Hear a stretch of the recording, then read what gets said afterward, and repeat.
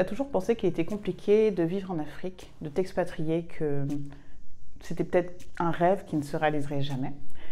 Aujourd'hui, moi, mon but, c'est de t'aider à t'installer, de t'expatrier, à revenir sur la terre-mère et ainsi faire de ton expatriation, de ton retour en Afrique, un succès. Okay, je me suis donné comme mission de t'aider à réussir ce retour en Afrique et ainsi te donner toutes les clés à travers mon expérience, à travers mes échecs, à travers mes réussites et ainsi te montrer que c'est tout à fait possible. Ok? Alors reste sur cette vidéo. Moi c'est Stéphanie by Shaeli et ça fait presque 2 ans qu'avec mon mari et mes filles, nous vivons au Bénin. Une aventure exceptionnelle, extraordinaire avec plein de hauts, plein de bas aussi et que je partage avec toi à travers cette chaîne. Ok? Alors reste connecté. Aujourd'hui je te parle des choses qui ont fait qu'aujourd'hui je suis une personne différente. Je vais te montrer en fait à quel point le Bénin m'a fait évoluer. Ok, cette expérience m'a fait évoluer et c'est pas fini. Ok, reste connecté et c'est parti. Alors voici aujourd'hui, sans plus tarder, sans transition, 4 choses que le Bénin m'a appris et qui m'aident grandement dans mon quotidien.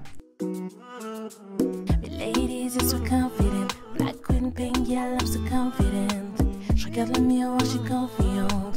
The view stay away in the car. Audacity, singularity. You let me slay with my flow made by Shaeli. Look me success made by Shaeli. If it's a style, go see Shaeli. Alors, en number one, le Bénin m'a appris à demander de l'aide. Pourquoi? Je ne suis pas quelqu'un qui aime forcément demander de l'aide ou qui ait cette appétence à demander des choses. Moi, j'aime bien chercher l'information en général et puis voilà, quand je peux plus et que vraiment là je suis à la limite d'exploser, ben c'est là où je demande l'aide. C'est pas forcément une bonne chose, mais voilà, c'est comme ça que je suis. Et alors en arrivant au Bénin, je me suis vite rendu compte que ce défaut, ou peut-être cette qualité, ça dépend dans quel sens on le prend, et ben c'était compliqué parce que voilà, rien que pour trouver son chemin. Faut savoir qu'ici au Bénin, Google Maps, voilà, tu vas pas forcément trouver toutes les informations de localisation. Il faut connaître pour savoir où tu vas, trouver un ouvrier, quelqu'un, je sais pas, qui peut faire le ménage pour toi. Plein de choses comme ça qui, si tu cherches par toi-même, déjà tu peux prendre du temps à trouver, ok, être dans la difficulté et bon, voilà, demander de l'aide en soi, ça va plus vite. Et puis les gens ici au Bénin sont vraiment plus avenants. Par exemple à Paris, tu vas aller dans la rue, oui, où c'est ça, ben les gens n'ont pas forcément le temps pour toi. Alors qu'ici, voilà, ils prennent le temps, ils aiment aider, ils sont avenants. C'est une autre dimension qui fait que demander de l'aide, c'est moins douloureux, on va dire, tu vois. Alors c'est ça. Donc la première chose, c'est vraiment demander de l'aide, que ce soit pour tout. Pour tout, demander de l'aide. Te casse pas la tête, tu viens ici, tu demandes de l'aide et c'est bon. Ok, on va t'aider. On fait pas. La deuxième chose, négocier. Le Bénin m'a appris à négocier. Ouh là là, alors ça c'est un gros dossier. Après je pense que c'est pas forcément qu'au Bénin, mais en Afrique en général, voilà, les prix annoncés sont pas forcément les prix réels, ok? Alors attention quand tu viens, que tu sois en vacances, que tu t'expatries en Afrique, le prix annoncé, ça sera pas celui-là. Donc force-toi, oblige-toi à négocier parce que sinon ton portefeuille va prendre un sacré coup, ok? Au début, bon, tu vas être gentil, tu es en vacances, tac, tac, tu donnes sans même négocier, mais crois-moi, quand tu vis dans le pays, c'est autre chose. Parce qu'il faut savoir que, voilà, quand tu marches dans la rue et que tu n'es pas d'ici, même si tu es noir, même si tu t'habilles à la locale, on va dire, entre guillemets, ben, les gens savent, ils te voient, ils t'analysent, ils savent que tu n'es pas d'ici, tu vois. Et c'est ton comportement, c'est naturel, c'est où tu as vécu, ben, tu prends forcément les codes d'où tu as vécu, tu vois. La négociation ici, ça m'a forgé à m'affirmer déjà aussi, parce que la négociation n'est pas une appétence que j'ai naturellement de base. Alors, il faut savoir que le Bénin m'a vachement appris à prendre sur moi, négocier et à dire non, non, non, hey, t'abuses. Hein. Surtout les zèmes, je l'ai déjà dit dans une vidéo, mais les zèmes, voilà, c'est pas mal à ce niveau-là. Ils vont te tripler, voire quadrupler tes prix, que ce soit au marché aussi. Donc on était venu acheter des avocats, tout simple. Hein, donc la dame nous annonce un prix. Et derrière, il y a une autre dame qui passe une femme donc béninoise, une locale, et qui demande des avocats. La vendeuse ne voulait pas donner les avocats à la femme suivante parce que elle voyait qu'on regardait et qu'on analysait un peu le prix qu'elle allait payer. Vous voyez très bien que son prix annoncé n'était pas le bon, tu vois. Donc elle attendait, l'autre dame s'est éloignée, donc elle a dû parler en fond et lui dire que attends, ceux-là, je vais les arnaquer bien comme il faut. Donc voilà, prépare-toi aussi à négocier quand tu vas venir en Afrique. La troisième chose que le Bénin m'a appris et qui n'est pas des moindres, c'est la patience. Mon Dieu, la patience, la patience. Pardon. Ah, la patience, vraiment, c'est... Il faut être armé de patience quand tu es en Afrique. Quoi que tu fasses, en fait. Que tu aies un projet et que tu veuilles entreprendre, ou en matière administrative, ou en matière commerciale, ou dans un magasin, au restaurant, tu vas attendre. Il faut être patient, mon Dieu, mon Dieu. Non, vraiment, ça c'est un dossier parce que, bon, je sais être patiente, mais ma patience a ses limites, tu vois. Donc, sois patient quand tu seras au Bénin. J'ai quelques petites anecdotes à ce niveau-là. Donc déjà, en matière entrepreneuriale, parce que je suis aussi entrepreneur au Bénin. Et si tu es sur la chaîne depuis un moment, tu as déjà peut-être dû voir cette vidéo. Si tu ne l'as pas encore vue, elle est juste ici. Donc ouvre-la dans un nouvel onglet, mais continue surtout cette vidéo. Donc Maison Chaéli, donc la maison qu'on met en location, on a dû la prendre à peu près en novembre. On estimait la meubler, tout et tout, pour avant les vacances de décembre, afin d'avoir les premiers clients, les premiers vacanciers en fait qui viendraient pendant les vacances scolaires. Comment te dire que la maison a été finalisée, je pense, en janvier, quelque chose comme ça, sachant que c'était un gros dossier. On a dû, je ne vais pas te raconter toute l'histoire de Maison Chaéli. Pour quelques petites anecdotes, des fois, que ce soit les ouvriers, les peintres, donc nous, on se disait, bon, on vient, on part sur le chantier pour voir comment ça avance, sauf que on s'est vite rendu compte que quand on partait, les ouvriers ne travaillaient pas. Quand on venait, on restait toute la journée avec eux. À 10h, ils commençaient, à midi, ils allaient manger, à 15h, ils revenaient, à 17h, ils avaient fini de travailler. À quel moment ils travaillent, tu vois. Donc, c'était compliqué, il fallait vraiment être patient et puis surtout parler, voilà, parler pour faire ça. Il y en a même qui profitaient pour faire leur sieste. Donc, voilà, quand toi, tu as un chantier, que tu investis de l'argent et que les choses doivent se faire vite, ici, c'est pas comme ça. Ici, c'est pas comme ça. D'ailleurs, si j'ai un conseil par rapport à ça, quand vous êtes sur un chantier et tout, que vous devez payer, ou même pas forcément sur un chantier, que vous faites des travaux chez vous ou quelque chose comme ça, surtout, ne donnez pas la totalité de l'argent, du montant total de la rémunération de l'ouvrier. Ne donnez pas la totalité du montant, parce que ça, c'est une grosse erreur. Parfois, on se dit, bon, c'est bon, je lui donne, comme ça, j'ai payé, c'est bon. Non, non, non, non, non. Tu lui donnes une partie pour qu'il puisse commencer. Et c'est quand il a fini qu'il faudra que tu donnes le reste de l'argent. Pourquoi? Ce qui est logique, c'est que lui, il va avoir tout l'argent, il va aller sur autre chose, il va prendre du temps sur ton chantier, il va prendre un autre chantier et il va travailler sur le chantier où il va encore gagner de l'argent, tu vois. Toi, il va te faire galérer, toi, tu vas galérer, tu vas attendre, tu vas courir derrière lui. Ça sent le vécu ou pas? Donc, ne donne pas tout l'argent, ok.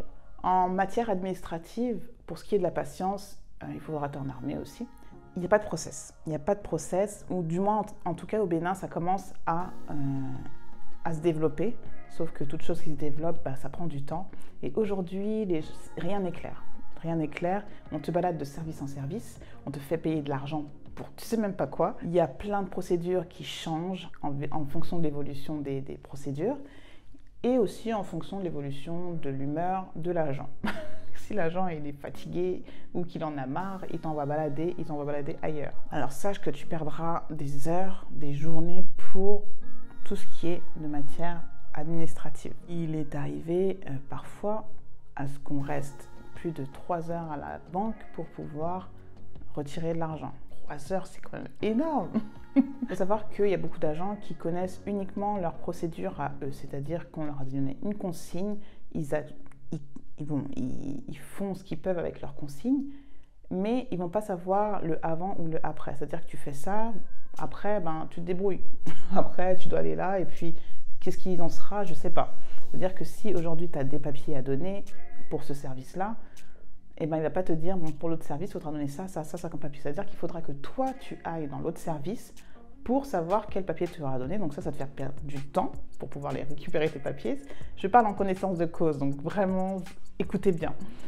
Tu pars pour chercher tes papiers, tu reviens, ah non, il manque un papier, sur ce papier, il fallait faire ça, il fallait faire la photocopie de ton passeport et celui de ta fille en bas. Donc ça te fait vite perdre du temps. Trop de temps.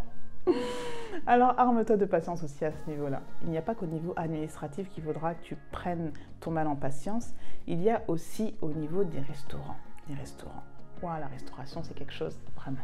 Dans un restaurant, vraiment, par contre, ça, j'ai rien à dire, il est excellent. C'est l'un des meilleurs restaurants sur Cotonou. Un jour, on a appelé pour pouvoir réserver. On a réservé parce que c'est sur réservation. Donc, on réserve pour avoir notre plateau en arrivant. La personne nous dit donc ça sera prêt dans 45 minutes. Nous, on était en visite de chantier pour un terrain, pour acheter un terrain. Et donc, le temps où on était, franchement, on avait pour 1 heure de trajet. Donc, on dit oui, donc voilà, on arrive dans 1 heure. Ok. On arrive, le plateau n'est pas prêt. Bon, c'est pas grave, on a l'habitude. Sauf qu'en fait, ils n'avaient même pas encore lancé la commande.